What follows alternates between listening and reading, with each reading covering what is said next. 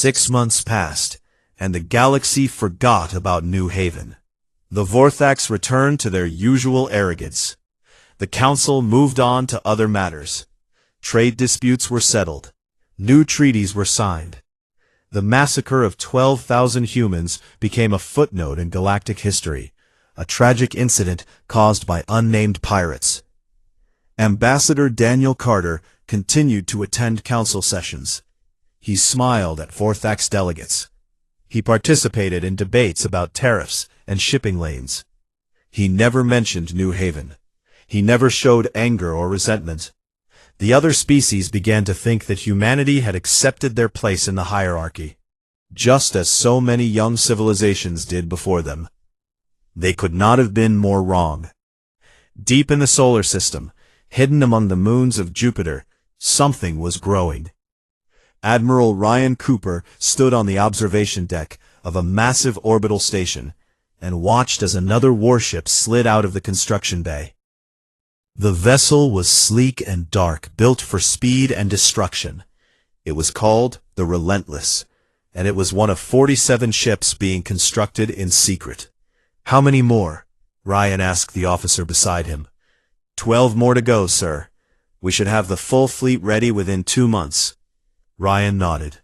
He was a large man with gray hair and sharp blue eyes. He had commanded ships for 30 years, but he had never prepared for anything like this. The United Earth government had given him unlimited resources and a simple order: build a fleet capable of destroying the Vorthax military. The ships being built were unlike anything the galaxy had seen. Human engineers had studied every piece of alien technology they could acquire. They had learned from it, improved upon it, and combined it with human designs. The result was a fleet that was faster, more maneuverable, and more heavily armed than anything the Vorthax possessed. But weapons alone would not win this fight. They needed information. On a cold world near the border of Vorthax space, a woman named Samantha Price sat in a small tavern and watched the door. She was 34 years old, with brown hair and an unremarkable face. This was intentional. In her line of work, being forgettable was an advantage. A figure entered the tavern. It was a Vorthax, but not a soldier. This one was thin and nervous, with pale green scales that marked him as a member of the servant class. He spotted Samantha and made his way to her table. "You have what I asked for," she said quietly. The Vorthax placed a small data chip on the table.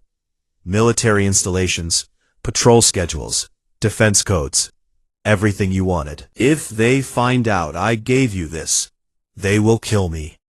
"Then make sure they do not find out." Samantha slid a credit chip across the table. "This should be enough for you to disappear."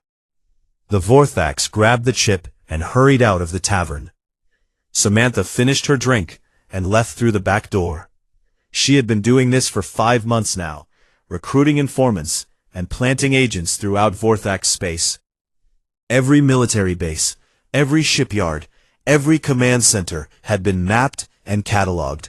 When the time came, Earth would know exactly where to strike.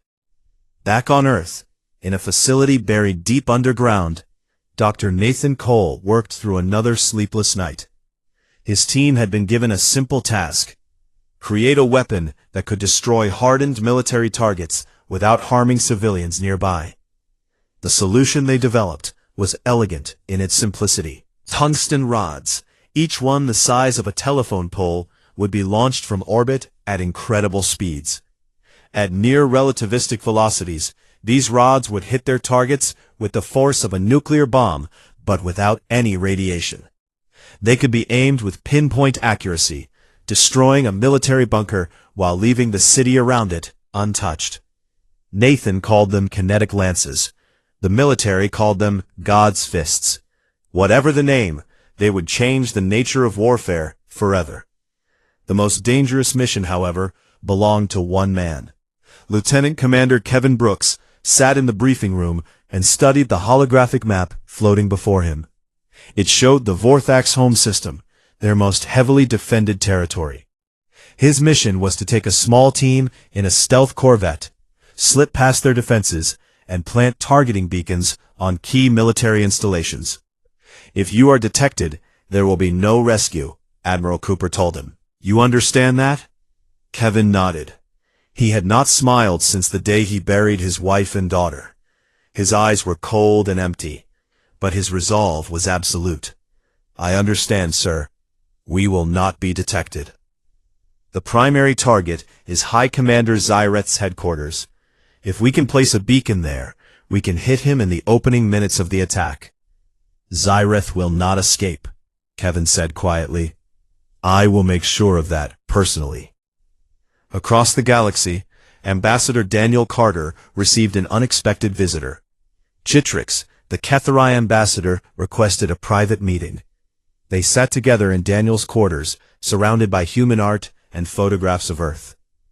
There are rumors, Chitrix said, his antenna twitching with curiosity. My people have noticed unusual activity in human space. Military movements, construction projects. Some are beginning to wonder what you are planning. After the pirate attack on New Haven, we decided to improve our defensive capabilities. Surely you understand the need for security. Chitrix's compound eyes studied the human for a long moment. I have lived for over 200 of your years, Ambassador. I have watched civilizations rise and fall. I have seen species accept injustice and species that refuse to do so. The ones who refused often destroyed themselves in their pursuit of revenge. And the ones who succeeded?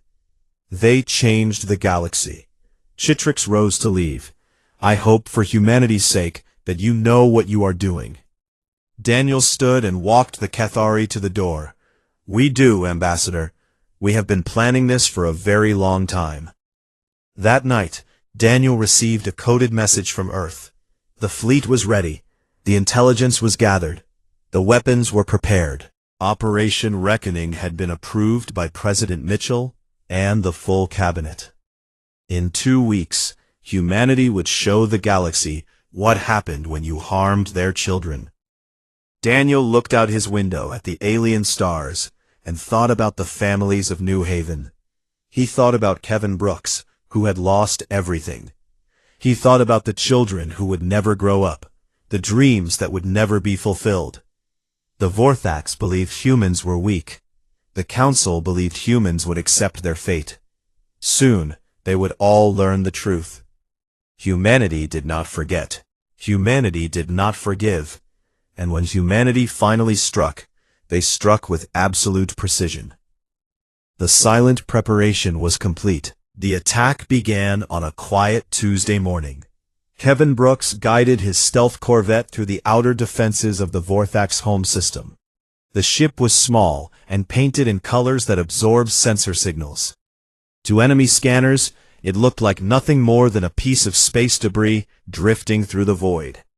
His team consisted of 6 specialists, each one a volunteer who understood they might not return. They had trained for months, memorizing patrol patterns and defense schedules. They knew the Vorthax system better than most Vorthax did. The first target was a military shipyard orbiting the 3rd planet. Kevin brought the corvette to within 100 kilometers, close enough to deploy the targeting beacon. A soldier named Marcus Grant crawled through the maintenance hatch and attached the device to the hull. It activated with a soft green light. 2 more to go.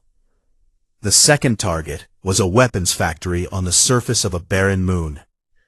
This one was trickier. Vorthax patrols swept the area every 20 minutes, and the factory's defense grid could detect anything larger than a grain of sand. Kevin waited until the patrol passed, then dove toward the surface at maximum speed. The corvette touched down behind a rocky outcropping, hidden from the factory's sensors. 2 soldiers sprinted across the dusty ground and placed the beacon on the factory's outer wall. They were back aboard in 4 minutes. 2 beacons planted. 1 more to go. The final target was the most dangerous of all, High Commander Zyreth's personal headquarters. It was a massive fortress floating in orbit around the Vorthax homeworld, surrounded by warships and defense platforms. Getting close would be nearly impossible.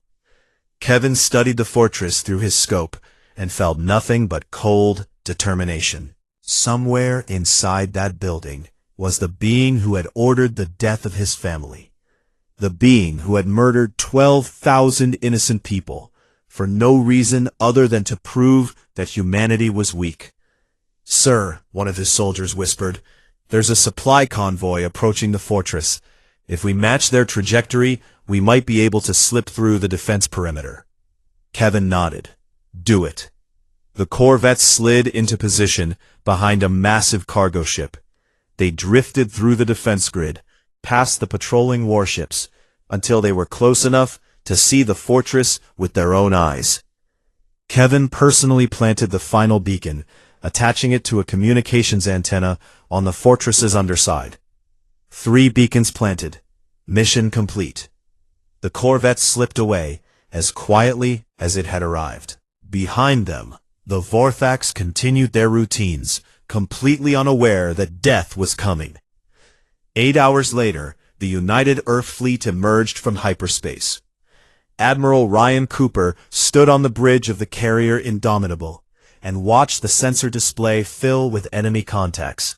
The Vorthax had detected their arrival almost immediately. Ships were launching from bases across the system, forming a defensive wall between the human fleet and the homeworld. "Count them," Ryan ordered. 137 warships, sir. 3 times our number." The Admiral allowed himself a small smile. "Good. They brought enough to make this interesting." The Vorthax commander broadcast a message across all channels. "Human vessels, you are trespassing in sovereign Vorthax territory. Surrender immediately or be destroyed. Vorthax forces, you are harboring a war criminal, responsible for the murder of 12,000 human civilians. Stand down and deliver High Commander Zyrith to our custody, or face the consequences." The Vorthax response was a barrage of weapons fire. The 2 fleets collided in a storm of light and fury. Plasma bolts and missiles streaked through the darkness. Ships exploded into clouds of burning debris. The void itself seemed to catch fire. But something was wrong. The Vorthax commanders watched in disbelief as their weapons struck human shields and did nothing. They watched as human ships danced through their formations with impossible speed, striking from angles that should have been defenseless. Captain Lisa Monroe commanded the destroyer Relentless from the front lines. Her ship was smaller than most Vorthax cruisers, but it moved like lightning and hit like thunder. She targeted the engine sections of enemy vessels, crippling them with precise shots before moving to the next target. "Another cruiser disabled," her weapons officer reported. "That makes 4. "Then let us make it 5, Weiser replied. "Target that dreadnought's weapons array. Full torpedo spread." The Relentless launched 12 torpedoes in rapid succession. They struck the massive Vorthax warship and tore through its armor like paper. Secondary explosions ripped along its hull. The dreadnought went dark and began to drift. Across the battlefield, similar scenes played out. Human ships cut through the Vorthax formation with surgical precision. They did not fight like the young, primitive species the Vorthax expected. They fought like predators who had spent months studying their prey. 6 hours after the battle began, it was over. The Vorthax defensive fleet had been shattered. 72 of their ships were destroyed. Another 40 were too damaged to fight. The rest had fled. Human losses were 8 ships destroyed and 12 damaged. Admiral Cooper broadcast a message to the Vorthax homeworld. His voice was calm and cold. "You attacked our children. You killed our families. You thought we would forget. You were wrong." Then the kinetic lances began to fall. The targeting beacons Kevin had planted guided the tungsten rods with perfect accuracy. The military shipyard vanished in a flash of light. The weapons factory was reduced to a smoking crater. Defense installations across the system were obliterated one by one. On the Vorthax homeworld, civilians looked up at the sky and saw streaks of fire raining down. But the strikes hit only military targets. Factories filled with weapons were destroyed, while schools next door remained untouched. Command bunkers were vaporized, while hospitals continued operating. The humans were not here to commit genocide. They were here to deliver justice. High Commander Xyrath watched the destruction from his fortress with growing terror. His fleet was gone. His defenses were crumbling. He had underestimated the humans, and now he was paying the price. "Prepare my shuttle," he ordered his guards. "We are leaving." The shuttle launched from the fortress and fled toward the edge of the system. Xyrath believed he had escaped. He was wrong. Kevin Brooks had been waiting for this moment. His corvette dropped out of stealth, directly in the shuttle's path. Weapons locked onto the small vessel. Xyrath's guards tried to fight back, but their weapons were useless against the human ship's shields. "High Commander Xyrath," Kevin's voice crackled through the communication system. "You are under arrest for crimes against humanity. Surrender your vessel, or be destroyed." Xyrath stared at the human ship, with hatred in his yellow eyes. "You cannot do this. I am a commander of the Vorthax Dominion. The Council will not allow this." "The Council had their chance," Kevin replied. "They chose to do nothing.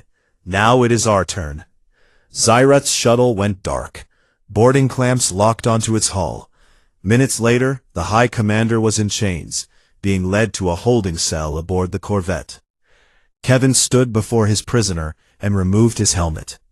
His face was expressionless, but his eyes burned with cold fire. "My name is Kevin Brooks. You killed my wife and daughter on New Haven. I wanted you to know the name of the man who captured you." Xyrath said nothing. For the first time in his life, the predator had become the prey. The battle was over. The retribution was complete. The great assembly hall of Nexera Prime had never been so crowded. Representatives from every species in the Galactic Council filled the enormous chamber. They stood in their designated areas, talking in hushed voices, their eyes constantly moving toward the entrance where the human delegation would appear. News of the attack on the Vorthax Dominion had spread across the galaxy in hours. Everyone wanted to see what would happen next. The Vorthax section was nearly empty. Their ambassador had fled the moment he heard about the human fleet. Only a few junior diplomats remained, their scales pale with fear. Chancellor Morveth of the Diluvians floated to the central podium. His body was made of living water, shaped into a roughly humanoid form. When he spoke, his voice rippled like waves on a pond. "This emergency session of the Galactic Council is now in order. We are here to address the unprovoked attack by humanity upon the Vorthax Dominion. Ambassador Carter, please approach." The doors at the far end of the hall opened. Daniel Carter walked in alone. He moved slowly, his footsteps echoing in the sudden silence. 200 species watched him cross the vast floor. He wore his formal uniform, the same one he had worn to every council session for the past 5 years.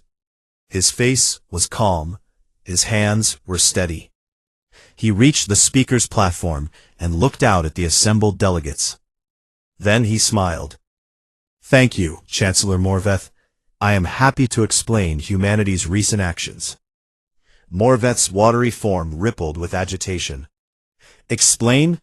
You launched an unprovoked military assault on a council member. You destroyed their fleet. You bombarded their territory. You kidnapped one of their military commanders. What possible explanation could justify these acts of war?" "Unprovoked?" Daniel's smile faded. "Allow me to show you something." Images appeared in the air above the assembly. Ships with unmarked hulls, energy signatures from military-grade weapons, communications intercepts in the Vorthax language. 6 months ago, the human colony of New Haven was attacked. 12,000 people were killed. We brought evidence to this council showing that the Vorthax were responsible. You voted against an investigation. He pressed another button. New images appeared. The bodies of children lying in the streets, homes burning, mass graves filled with innocent victims. Several delegates looked away. Others stared in horrified silence. "We asked for justice," Daniel continued. "You denied us, so we found justice ourselves." A Vorthax diplomat stood up, his voice shaking with rage. "You attacked our homeworld. You destroyed our military. This is not justice. This is barbarism." Barbarism? Daniel turned to face the Vorthax. "Your fleet killed 12,000 civilians, including women and children, for no reason other than to show humanity that we were weak. We responded by destroying only military targets. We captured the commander responsible and will give him a fair trial. Not a single civilian was harmed in our operation." He paused. "Tell me, which action sounds more barbaric to you?" The Vorthax diplomat had no answer. Chitrix of the Cathari rose to speak. The insectoid's compound eyes reflected the dim lights as he addressed the assembly. "I have a question for the human ambassador. You claim that only military targets were struck. Can you prove this?" Daniel nodded. "We recorded every moment of the operation. Sensor logs, targeting data, damage assessments. I will provide copies to any species that wishes to review them. You will find that every strike was aimed at military installations, shipyards, weapons factories, defense platforms, command centers. Nothing else. And High Commander Zyreth, he is alive and in human custody. He will stand trial on Earth for ordering the massacre of New Haven. If convicted, he will be executed." The chamber erupted in noise. Species shouted at each other, arguing about what should be done. Some demanded that humanity be expelled from the council. Others called for sanctions and trade embargoes. A few remained silent, watching the human ambassador with thoughtful expressions. Chancellor Morveth raised his liquid arms for silence. The council must decide how to respond to humanity's actions. I open the floor for debate. The Moravian ambassador rose. His name was Grethix, and his species was known throughout the galaxy for their neutrality and wisdom. When he spoke, others listened. Before we pass judgment on humanity, we must ask ourselves an honest question. Grethix looked around the chamber. The Vorthax killed 12,000 human civilians. This council did nothing. Humanity responded by destroying only military targets and capturing the responsible commander alive. They showed more restraint than many of us would have in their position. He pointed at the Vorthax diplomats. If any species had done to the Vorthax what the Vorthax did to humanity, how would they have responded? Would they have limited their attacks to military targets? Would they have captured their enemies alive for trial? No one answered. The truth is uncomfortable, Grethix continued. Humanity asked us for help, and we failed them. They had every right to seek justice on their own. The question is not whether they were justified. The question is what we do now to prevent this from happening again. The Cathari ambassador clicked his mandibles in agreement. Ambassador Grethix speaks wisely. We must address the failures of this council, not punish humanity for responding to those failures. The debate continued for hours. Species argued and negotiated. Alliances shifted and reformed. Through it all, Daniel Carter stood on the speaker's platform and answered every question with calm precision. Finally, Chancellor Morveth called for votes. The first vote was on a motion to expel humanity from the council. It failed by a wide margin. Only the Vorthax and their closest allies voted in favor. The second vote was on a motion to impose sanctions on humanity. It also failed. Too many species had quietly been impressed by humanity's precision and restraint. The third vote was on a motion to reform the Council's investigation procedures. It passed almost unanimously. Never again would powerful species be able to block inquiries into their own misconduct. As the session ended, delegates began to file out of the chamber. Many stopped to speak with Daniel Carter. Some offered quiet words of support. Others simply nodded with newfound respect. Citrix was the last to approach. "You have changed things today, Ambassador. The galaxy will not look at humanity the same way again." Daniel nodded slowly. "We did not want this. We genuinely prefer peace. But peace cannot be maintained by those who are unwilling to defend it." "My people have a saying," Citrix replied. "The species that shows its claws rarely needs to use them. You have shown your claws to the galaxy. I suspect you will not need to use them again for a very long time." The Cathari turned and walked away, leaving Daniel alone in the empty chamber. He stood there for a long moment, thinking about everything that had happened: the massacre of New Haven, the months of preparation, the battle and its aftermath, the debate in the council. Humanity had come to the stars hoping for friendship and cooperation. They had found a galaxy full of predators and politicians who respected only strength. So they had shown their strength. They had proven that harming humanity came with consequences. Daniel looked up at the alien stars, visible through the chamber's great windows. Somewhere out there, the people of Earth were celebrating their victory. And somewhere out there, every other species in the galaxy was recalculating their opinion of the small blue world called Earth. The reckoning was complete. Now came the aftermath. 3 months had passed since Operation Reckoning, and the galaxy had changed. The Vorthax Dominion was a shadow of its former self. Their fleet was shattered, their military installations were rubble, and their reputation was destroyed. Species that had once feared the Vorthax now looked at them with contempt. The predators had become prey, and everyone knew it. High Commander Xyrith stood in a human courtroom, surrounded by guards and cameras. His trial had been broadcast across the galaxy, and billions of beings from hundreds of worlds watched as the evidence was presented. Communications records, survivor testimony, video footage recovered from destroyed ships. The case against him was overwhelming. The judges deliberated for less than an hour. "High Commander Xyrith, you have been found guilty of ordering the massacre of 12,000 human civilians on the colony of New Haven. The sentence is death." Xyrith showed no emotion as the sentence was read. He had known from the moment of his capture that this would be his fate. The humans were not a forgiving species. The execution was carried out the following morning. It was quick and clean, without ceremony or spectacle. The humans did not celebrate his death. They simply recorded it and moved on.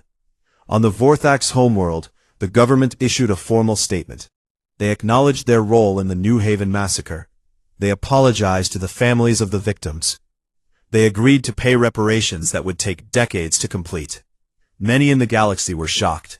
The Vorthax had never apologized for anything. But they had no choice. Their military was gone, their economy was in ruins, and they had no allies left. Survival required humility. The Galactic Council met to discuss reforms. The failures that had allowed the New Haven massacre to go unpunished were examined in detail. New procedures were proposed, debated, and approved. Never again would a powerful species be able to block an investigation into their own crimes. Never again would justice be denied because the victim was weak and the criminal was strong. The rules had changed, and everyone knew who had changed them. Ambassador Daniel Carter became something of a celebrity. Species that had ignored him before now sought his advice. Delegates who had dismissed humanity as primitive now treated them with careful respect. Earth had earned its place at the table, not through diplomacy, but through the unmistakable language of power. But not everyone was comfortable with humanity's new reputation. Citrix visited Daniel in his quarters one evening. The Cathari moved slowly, his ancient body showing its age. "I have watched many species rise to power," Citrix said. "Some used their strength to dominate others. Some used it to protect the weak. Some lost themselves entirely, becoming the very monsters they once fought against." He paused. Which path will humanity choose? Daniel considered the question carefully. We did not seek power. We sought justice. There is a difference. Is there? Chitrix's antenna twitched. Justice and revenge often wear the same face. The line between them is thinner than most species realize. Then we will have to be careful to stay on the right side of that line. Chitrix made a soft clicking sound that might have been approval. I hope you do, Ambassador. The galaxy needs protectors, not conquerors. If humanity can be the former without becoming the latter, you will have achieved something remarkable. The Kethari left without another word. Daniel sat alone in his quarters, thinking about what the old insectoid had said. On Earth, President Laura Mitchell addressed the United Nations General Assembly. Representatives from every nation listened as she spoke about the events of the past months. We did not want war, she said. We still do not want it. Humanity reached for the stars, hoping to find friends and partners. We found a galaxy that respects only strength, and so we showed our strength. But we must never forget who we are. She looked out at the assembled delegates with steady eyes. We are builders, not destroyers. We are explorers, not conquerors. The power we have demonstrated must be used to protect the innocent, not to dominate the weak. If we lose sight of that truth, we will become no better than the Vorthax. Her words were broadcast across the galaxy. Many species heard them and wondered if the humans meant what they said. Only time would tell. On the distant world of New Haven, the rebuilding had begun. Construction crews worked day and night, raising new homes and new schools from the ashes of the old. Colonists returned from refugee camps, eager to reclaim their lives. The fields were planted again. The children played again. At the center of the new town square stood a memorial.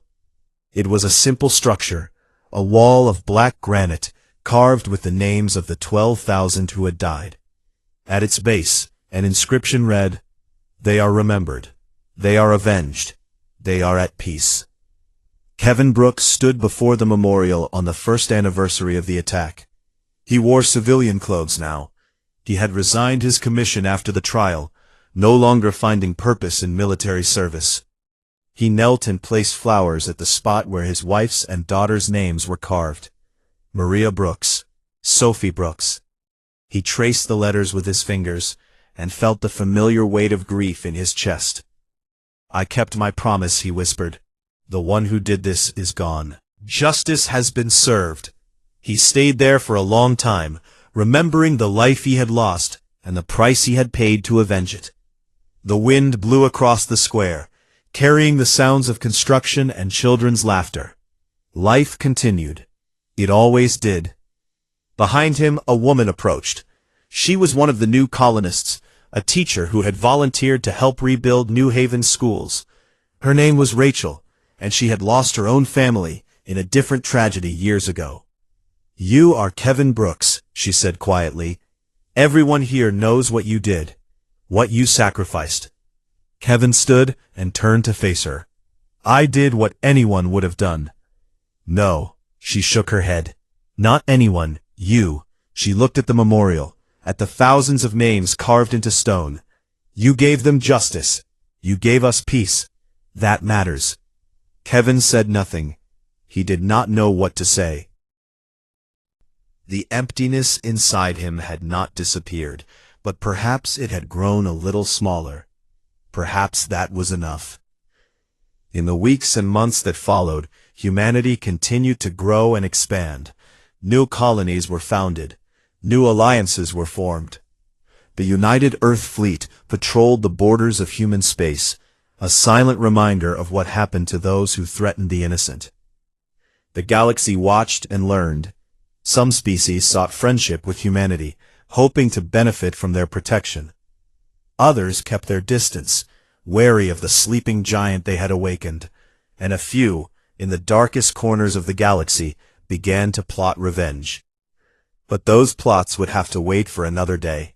For now, humanity had won its peace through strength, and they intended to keep it. Ambassador Daniel Carter returned to Nexara Prime, and resumed his duties. He attended council sessions, negotiated treaties, and worked to build a better future for humanity and its allies. He never forgot the lessons of New Haven, and he made sure no one else forgot either. The Galactic Council had learned what happened when you harmed the people of Earth. They had seen humanity's two faces, the open hand of friendship and the closed fist of retribution. They would not forget. Neither would anyone else. And somewhere, in the vast darkness between the stars, humanity looked toward the future with hope and determination. They had proven themselves to the galaxy. Now they had to prove something far more important. They had to prove to themselves that power would not corrupt them, that strength would not make them cruel, that they could be protectors without becoming conquerors.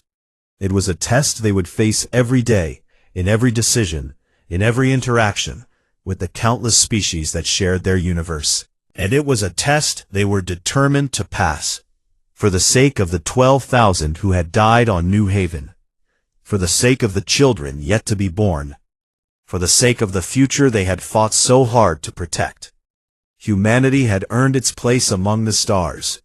Now they would show the galaxy what they intended to do with it. The great hall of Nexara Prime was filled with beings from across the galaxy.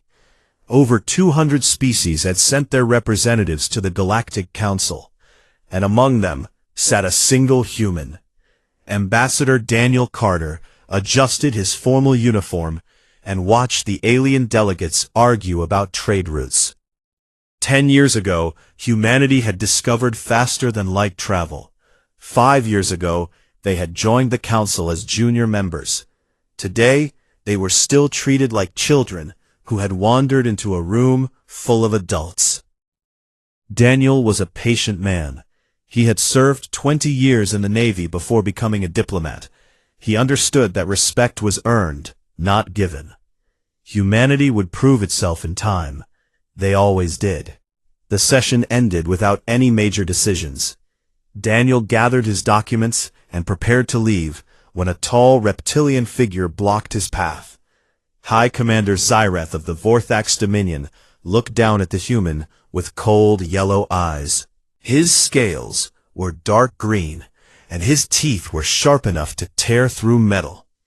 "Ambassador Carter," Zyreth said, his voice like stones grinding together, "I trust you enjoyed today's proceedings." "They were informative," Daniel replied with a polite smile. The Vorthax position on the mining rights was particularly interesting. Zyreth made a sound that might have been a laugh. "Your species is new to these halls. You have much to learn about how the galaxy truly works. The strong take what they want. The weak accept what they are given." Daniel kept his smile in place. "On Earth we have a saying, the patient hunter catches the prey." The Vorthax commander stared at him for a long moment, then walked away without another word. Daniel watched him go and felt a cold weight settle in his stomach. Zyreth was one of them. 3 weeks later, Daniel received a message that changed everything. The colony of New Haven was located on a small green world at the edge of human space. 40,000 people lived there, mostly farmers and their families. They grew food that was shipped to other human colonies. It was a quiet place, far from the politics of Earth and the complexities of galactic diplomacy. The people there wanted nothing more than to raise their children and tend their crops. The attack came without warning. Ships appeared in orbit, vessels with no markings or identification. They opened fire on the colony's small defense station, destroying it in seconds. Then, they turned their weapons on the settlements below. Plasma rained from the sky. Buildings burned. People ran through the streets, screaming for help that would never come. Lieutenant Commander Kevin Brooks was stationed on the colony's only military ship, a small frigate called the Horizon. He was running patrol duty at the outer edge of the system when the attack began. By the time he arrived, it was already over. Kevin stood on the bridge of his ship and stared at the planet below. Smoke rose from a dozen locations. The communication channels were filled with desperate calls for help, cries of pain, and then silence. He tried to contact his wife and daughter. There was no answer. The unmarked ships had already fled. Kevin ordered his crew to begin search and rescue operations, but he already knew what they would find. The attackers had been thorough. When the final count came, 12,000 people were dead. Among them were Kevin's wife, Maria, and his 7-year-old daughter, Sophie. He found their bodies in the ruins of their home, still holding each other. The news reached Earth within hours. President Laura Mitchell addressed the nation with tears in her eyes. She promised that those responsible would be found and brought to justice. The people of Earth mourned together, united in grief and growing anger. Ambassador Daniel Carter demanded an emergency session of the Galactic Council. He presented what evidence they had gathered: energy signatures from the weapons, debris from the attacking ships, and testimony from survivors who had glimpsed the vessels before hiding. The evidence suggests these were not ordinary pirates, Daniel told the assembled delegates. The weapons used were military grade. The tactics were those of trained soldiers. We request a formal investigation into this attack. The Vorthax ambassador rose to speak. The human ambassador makes wild accusations based on speculation. Pirates operate throughout the outer regions. It is unfortunate that your colony was targeted, but these things happen. The Vorthax Dominion had nothing to do with this tragedy. Several species nodded in agreement. The Diluvians, beings made of living water, expressed their sympathy, but urged caution. The insectoid Cathari clicked their mandibles thoughtfully, but said nothing. The vote was held. 112 species voted against a formal investigation. 87 voted in favor. The motion failed. Daniel Carter stood alone as the delegates filed out of the chamber. Chitrix, the Cathari ambassador, paused beside him. The insectoid's compound eyes reflected the dim lights of the hall. I am sorry, Ambassador Carter. Politics often fails those who need justice most. Thank you, Chitrix. I appreciate your vote. The Cathari made a soft clicking sound. My people have watched many young species join the council. Most learn to accept their place in the hierarchy. Some do not. I wonder which path humanity will choose. Daniel said nothing. He simply nodded and walked away. Back on Earth, he sat across from President Mitchell in her private office. Director Amy Lawson of Earth Intelligence was also present. The three of them looked at each other in silence for a long moment. What do our people say? The president asked quietly. Amy opened a folder. Our agents have confirmed what we suspected. The energy signatures match Vorthax military weapons. The attack patterns match Vorthax naval tactics. We intercepted communications that place High Commander Zyreth's personal fleet in that sector 3 days before the attack. But the Council will not accept this evidence, Daniel said bitterly. They will say we fabricated it. Then we do not go through the Council. President Mitchell's voice was calm, but cold. How long would it take to prepare a military response? Amy and Daniel exchanged glances. Madam President, Daniel began, if we act unilaterally, we could be expelled from the Council. We could face sanctions from multiple species. 12,000 of our people are dead. Children, Daniel. Farmers who wanted nothing but to live in peace. The president leaned forward. The Vorthax believe we are weak. The Council believes we will accept this and move on. They are both wrong. She stood and walked to the window, looking out at the city below. We will smile. We will attend their sessions.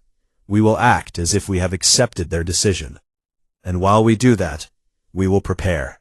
When we are ready, we will show the galaxy what happens when you harm the people of Earth.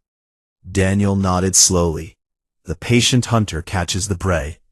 And humanity had learned to be very patient indeed.